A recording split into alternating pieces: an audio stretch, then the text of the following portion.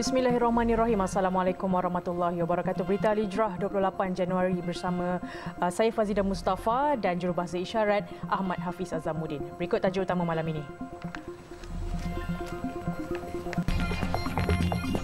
Tidak wajar diam jika sudah berkemampuan.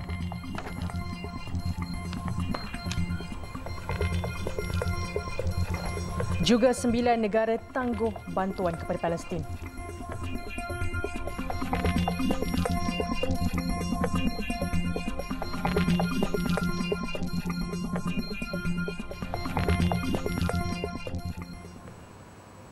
Golongan yang terkeluar daripada 8 kategori asnaf dan sudah berkemampuan tidak berhak untuk menerima wang zakat sebagaimana termaktub dalam Al-Quran. Mufti Wilayah Persekutuan Datuk Dr. Luqman Abdullah berkata, penerima zakat sebelum ini yang tidak lagi layak menerimanya tidak wajar mendiamkan diri dan perlu bertanggungjawab untuk memaklumkan kepada pihak pengurusan zakat. Mereka yang tidak termasuk dalam 8 asnaf ini, mereka tidak berhak untuk menerima duit zakat dan ini satu perkara yang telah dinyatakan dengan jelas dalam Al-Quran. Oleh itu, jika ada mana-mana pihak yang telah terkeluar daripada ta'rif asnaf zakat, maka mereka tidak sepatutnya menerima wang zakat dan mereka perlu nyatakan kepada pihak yang menguruskan zakat bahawa mereka telah tidak layak untuk menerima zakat. Tegasnya, jika golongan yang tidak layak masih mengambil zakat, ia seolah-olah menafikan hak 8 golongan asnaf, iaitu fakir, miskin, amil, mu'alaf, riqab, gharimin, fisabilillah dan ibnu sabil. Datuk Dr. Luqman berkata demikian kepada Berita Al-Hijrah bagi mengulas kenyataan Menteri di Jabatan Perdana Menteri Hal Ehwal Agama, Datuk Dr. Muhammad Naim Mokhtar, berhubung tindakan segelintir penerima zakat yang hanya berdiam diri walaupun sudah tidak layak menerimanya. Justru pemutihan penerima zakat akan dipercepatkan bagi memastikan bantuan zakat dapat disalurkan kepada asnaf yang benar-benar layak. Perbetulkan niat ketika beribadah di Masjidil Haram dan Masjid Nabawi.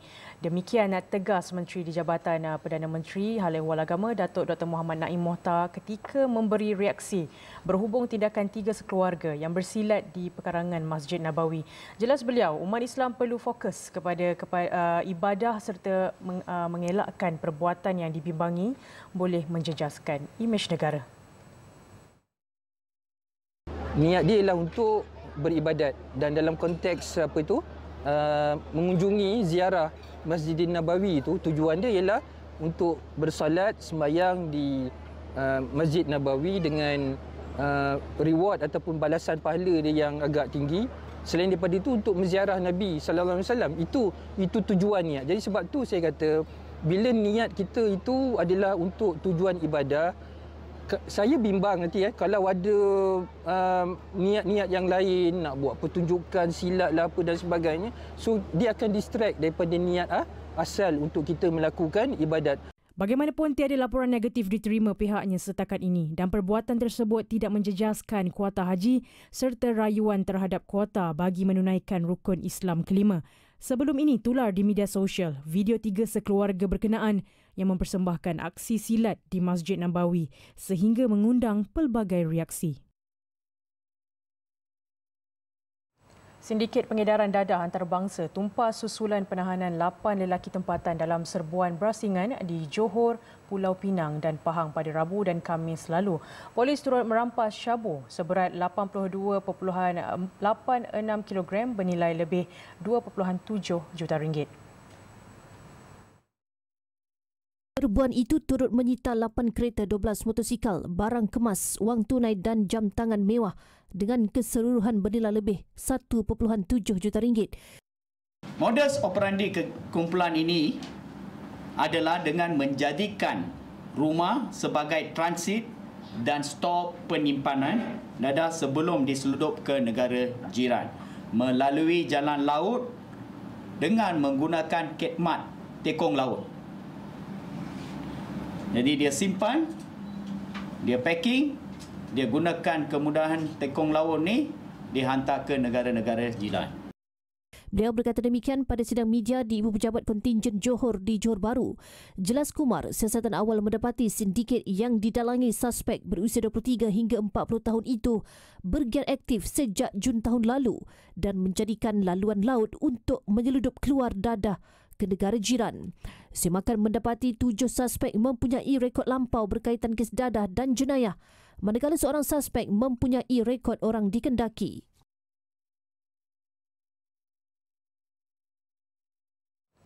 Program jualan termurah khidmat demi rakyat akan diteruskan dan diperluas ke seluruh negara bagi membantu mengurangkan kos hidup rakyat. Perdana Menteri Datuk Seri Anwar Ibrahim berkata, bagi menangani kenaikan harga makanan dan kos sara hidup, satu jawatan kuasa di bawah mesyuarat khas Majlis Tindakan Sara Hidup Negara (NAKOL) akan dibentuk dan Ahli Parlimen Bukit Gantang, Datuk Syed Abu Hussein Hafiz Syed Abu Faisal dipertanggungjawabkan untuk mengetahui jawatan kuasa berkenaan.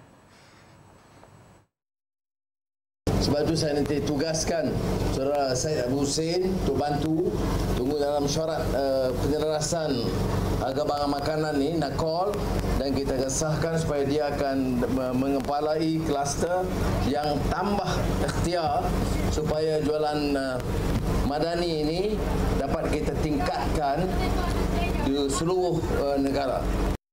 Beliau berkata demikian berucap pada program jualan temurah khidmat demi rakyat di Padang Awam Kelebang Restu di Ipoh hari ini. Pada jualan berkenaan, 39 jenis barangan basah ditawarkan dengan penjimatan antara 20 hingga 65% serta 25 jenis barangan kering dengan tawaran 8 hingga 20% lebih murah berbanding harga pasaran. Pengunjung juga berpeluang menikmati bufet madani yang menawarkan pelbagai juadah dengan bayaran serendah RM5.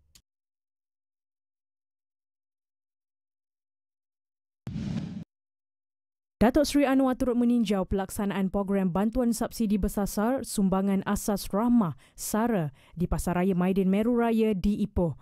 Program SARA mula dinikmati penerima yang layak bermula 22 Januari lepas dengan bantuan disalurkan secara bulanan kepada penerima semenanjung Malaysia dan 2 kali setahun buat penerima di Sabah, Sarawak dan Labuan. Program yang memanfaatkan lebih 700,000 penerima dalam kategori miskin dan miskin tegar amat membantu rakyat dalam berdepan kenaikan harga barang. Memang membantulah sebab sebelum ni saya kan kerja. Lepas tu saya sakit, saya dah tak kerja. Lepas tu suami pun baru je kerja. Tak adalah baru dalam tak sampai 5 tahun lah. Sebab sebelum ni dia jaga saya. Sebab saya sebelum ni lumpuh kan. Bila dia selalu pergi PCO, tak ada kerja. Lepas tu sekarang ni alhamdulillah lah boleh bantu beli ringankan beban dia, beli barang-barang kering, macam tu lah. Tak ada diabaikan, makna orang kata ada melihatkan keadaan kita yang orang kata kekurangan apa semua kan. Macam tu lah, rasa orang kata membantulah. Sebab kita tak ada pendapatan yang tetap.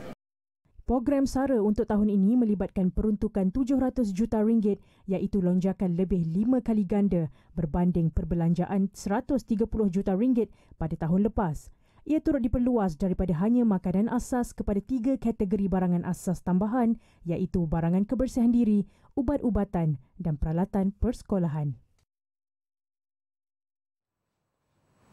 Program Smart Sawah Berskala Besar Smart SBB Alas Kincan akan diperluaskan dengan sasaran 150,000 hektar padi menjelang 2030.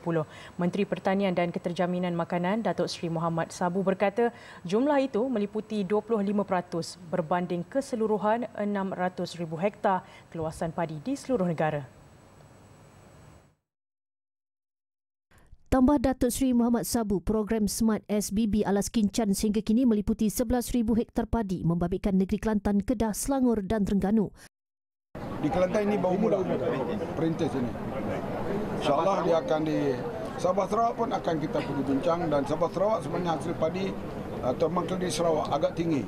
Memang kalau cara yang lebih moden ini kita bersama dengan Sarawak, saya yakin dia akan dapat peningkatan hasil yang sekurang-kurangnya pada masa akan datang. Malaysia, Sabah dan Sarawak cukup untuk beras bagi wilayah di sebelah sana. Program Smart SBB Alas Kincan adalah model baharu yang diperkenalkan Mei tahun lalu dengan mengaplikasi amalan terbaik penanaman padi di Kincan. Ia boleh meningkatkan hasil padi sebanyak 70% berbanding kaedah biasa iaitu 7 tan hingga 10 tan per hektar untuk setiap penanaman padi berbanding kira-kira 5 tan pengeluaran padi sebelum ini. Beliau berkata demikian pada sidang media selepas merasmikan Smart SBB Alas Kincan Kada di Bendang Tok Ajam Pasir Putih hari ini. Datuk Seri Muhammad Sabu dalam padi itu mengakui pelaksanaan Smart SBB Alas Kincan turut berdepan cabaran merangkumi masalah pengayuran, kewangan, teknologi dan pembajaan.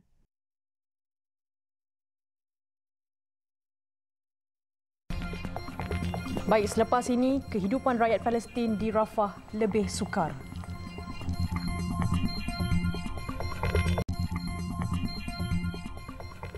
Britain dan Finland menjadi negara terbaru yang menangguhkan pembiayaan kepada Agensi Bantuan dan Kerja Pertubuhan Bangsa-Bangsa Bersatu untuk Pelarian Palestin UNRWA.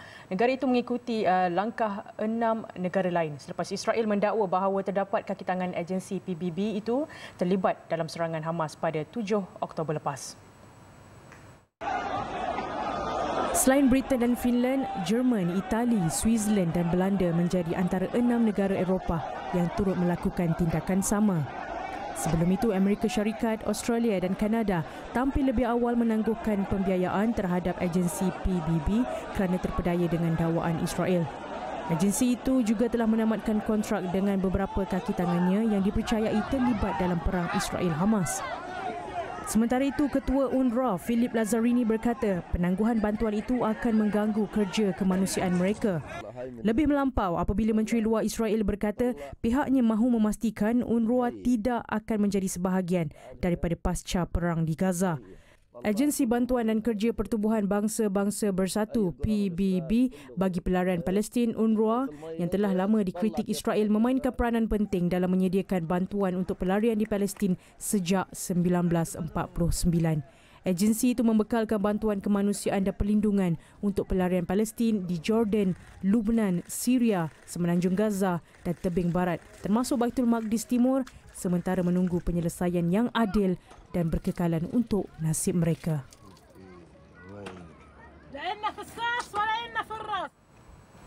Tindakan 9 negara yang menggantung pembiayaan disifatkan Palestin sebagai amalan 2 darjat. Kementerian Luar Palestin dalam satu kenyataan mengecam keputusan semua negara berkenaan dan menganggap ia satu langkah terang-terangan menyokong kekejaman Israel.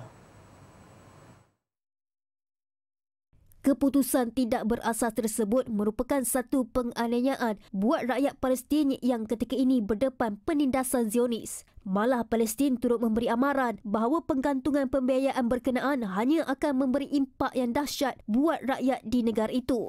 Sementara itu, pelapor khas Pertubuhan Bangsa-Bangsa Bersatu PBB mengenai Palestin turut mengecam negara-negara yang bertindak sedemikian susulan UNRWA merupakan agensi yang menyediakan bantuan kemanusiaan kepada penduduk Palestin. Francesca Albanese menerusi ciapannya di X berkata, penangguhan pembiayaan tersebut menghukum jutaan rakyat Palestin dan berkemungkinan besar melanggar kewajipan mereka di bawah Konvensyen Genosida. Pilihan terakhir rakyat Palestin dengan menuju Rafah susulan serangan hebat di Khan Yunis ternyata tidak menjanjikan apa-apa. Ketibaan lebih ramai penduduk sehingga kawasan itu padat menjadikan kehidupan mereka lebih sukar dan mencabar.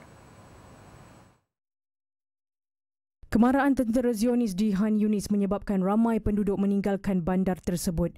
Namun setibanya di Rafah iaitu kawasan lebih selatan, keadaannya tidak seperti yang diharapkan apabila kawasan yang bersempadan dengan Mesir itu amat padat. Salah seorang penduduk Gaza, Imad, 70 tahun, menyifatkan peperangan ini adalah yang terburuk dalam sejarah hidupnya. Manakan tidak, dia berjalan selama 3 hari untuk sampai ke Rafah tetapi hasilnya tidak menggembirakan. قعدت 3 أيام وأنا بمشي في الطريق لما وصلت هنا ولما وصلت هنا ولا لقيت لي مأوى ولا لقيت لي خيمة ولا لقيت لي حاجة. نمت الليلة في الشارع والمطر الليلة فوقي كله والمطر فوقي وأنا ما هين لا لاقي لي مأوى ولا لاقي لي حاجة ولا لاقي معايا أولاد يتامى لا إلهم أب ولا إلهم أم.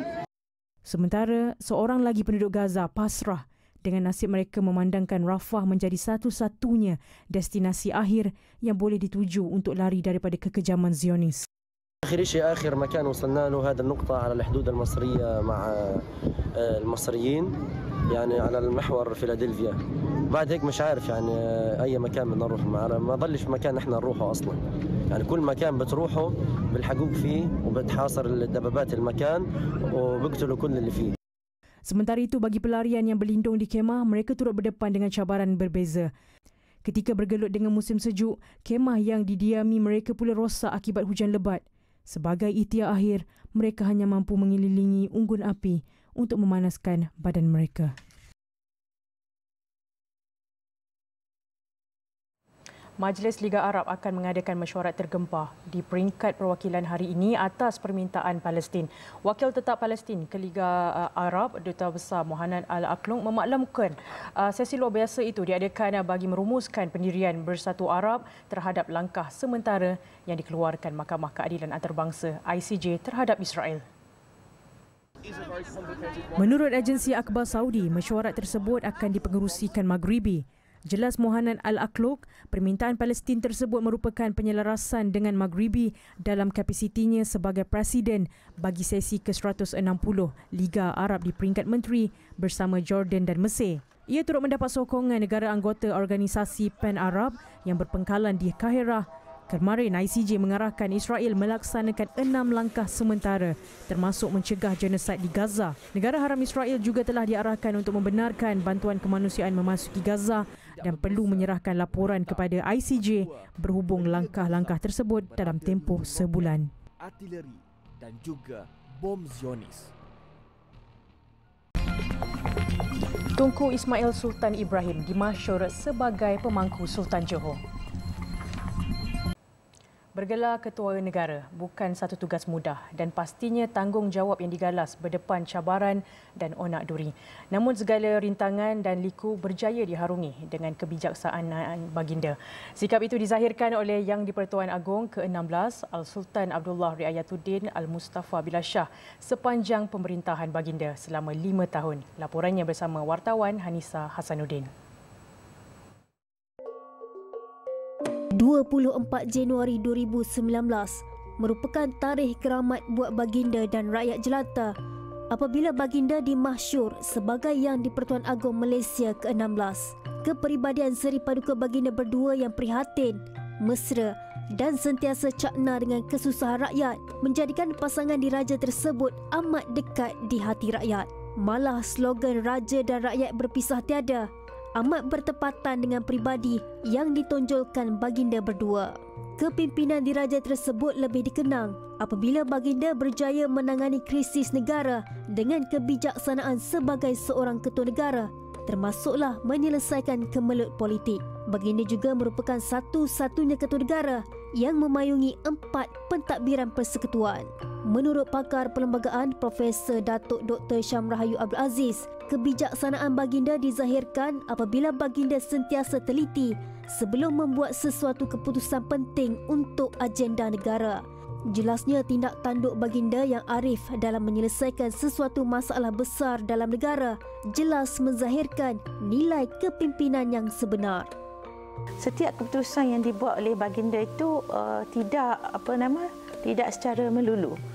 Jadi baginda mengambil sedikit masa untuk baginda mungkin berfikir secara bijaksana atau dalam keadaan politik baginda juga mengambil kira pandangan hal berkaitan dengan pelantikan ataupun pelucutan jawatan Perdana Menteri itu baginda juga mengambil tindakan untuk bermusyawarah dengan raja-raja yang lain. Ya. Inilah antara ciri-ciri seorang pemimpin yang baiklah. Ya.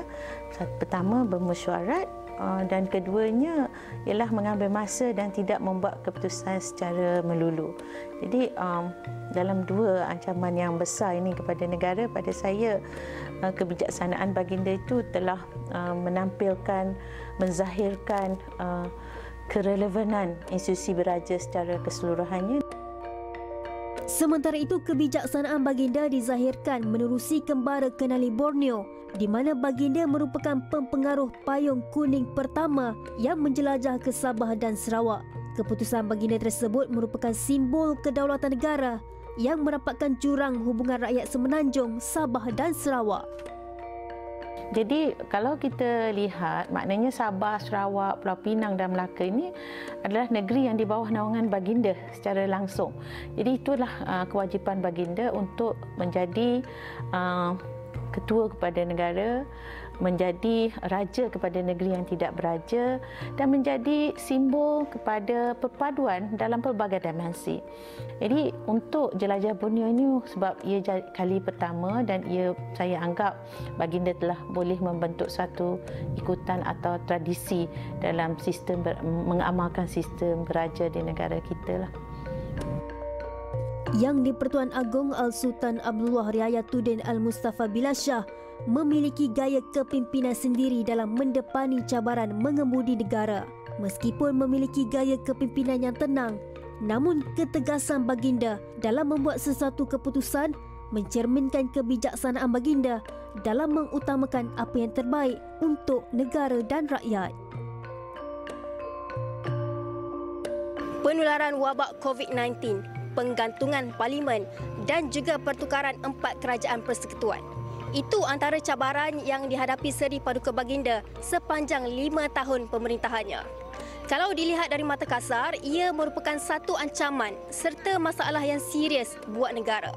Namun sebagai seorang pemimpin, baginda menggunakan kebijaksanaan dalam menguruskan serta menyelesaikan semua masalah tersebut demi kesejahteraan rakyat dan juga buat negara Malaysia yang tercinta. Hanisa Hasanuddin, Berita Al-Hijrah.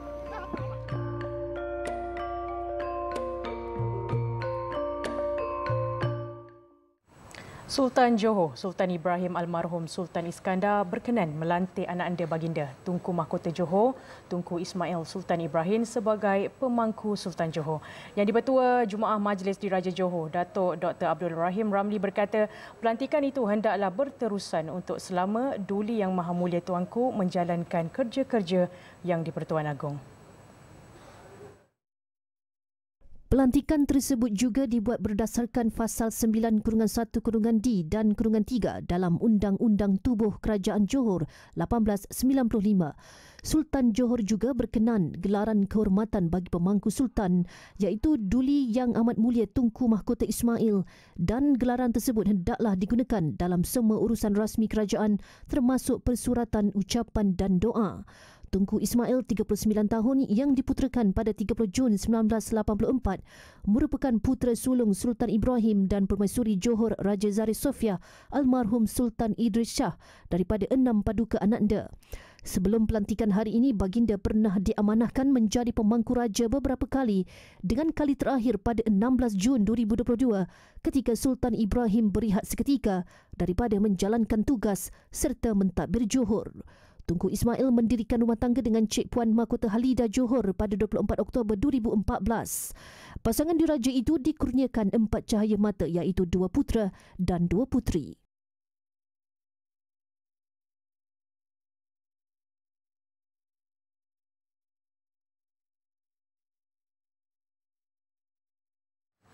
ribu rakyat Johor dijangka akan berada di sepanjang 35.5 km bermula dari jalan di depan Istana Bukit Serene Rabu ini sempena keberangkatan Sultan Johor Sultan Ibrahim Iskandar ke Istana Negara. Ketua Polis Johor, Komisioner M. Kumar berkata jalan akan ditutup sehala bermula jam 7.45 pagi bagi melancarkan perjalanan konvoi. Di sepanjang perjalanan, orang ramai atau penduduk Johor ni akan berbaris di kiri dan kanan jalan melambai dan mengalu-alukan keberangkatan ke bawah Duli. Jadi konvoi akan bergerak dengan perlahan. Saya mengambil kesempatan ini untuk menyeru pada masyarakat setempat untuk mematuhi arahan-arahan yang dikeluarkan oleh pegawai polis yang bertugas pada masa itu supaya ia dapat membantu melancarkan pergerakan ke bawah Duli. Jalan-jalan akan ditutup sepanjang konvoi tersebut iaitu 35.5 km bermula daripada Istana Bukit Serene sehinggalah ke Royal Hangar. Kita akan tutup serentak untuk memastikan tiada halangan pergerakan konvoi. So kalau ada sesiapa nak keluar kerja awal ke nak pergi airport pada tarikh tersebut, keluarlah lebih awal.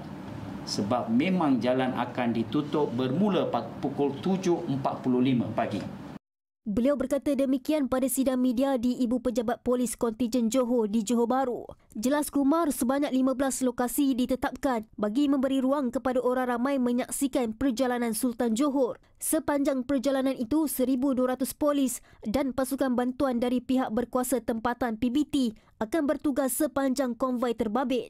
Rabu ini Sultan Ibrahim akan ke Istana Negara bagi istiadat melafaz dan menandatangani surat sumpah jawatan Seri Paduka Baginda yang di-Pertuan Agong ke-17. Sultan Ibrahim akan menggantikan Al-Sultan Abdullah Riayatuddin Al-Mustafa Billah Shah yang bakal menamatkan penggal pemerintahan sebagai Yang di-Pertuan Agong ke-16 pada 30 Januari ini. Kongres Kesatuan Pekerja-Pekerja di dalam Perkhidmatan Awam QPEX berharap masih terdapat ruang perbincangan antara pihaknya dengan kerajaan sebelum dasar baharu pengambilan penjawat awam secara tetap tetapi tidak berpencen dilaksanakan. Presidennya Dato' Adnan Mat berkata sistem persaraan yang ada pada ketika ini merupakan sistem yang terbaik serta bersesuaian dengan kedudukan gaji penjawat awam ketika ini. Isunya kenapa nak dimasuk pada ketika gaji yang masih kecil. Dia tidak akan menjadi isu kalau kerajaan memperkenalkan gaji minimum yang lebih baik ataupun kalau kerajaan memperkenalkan gaji sebagaimana swasta yang mereka ini mampu mencarum.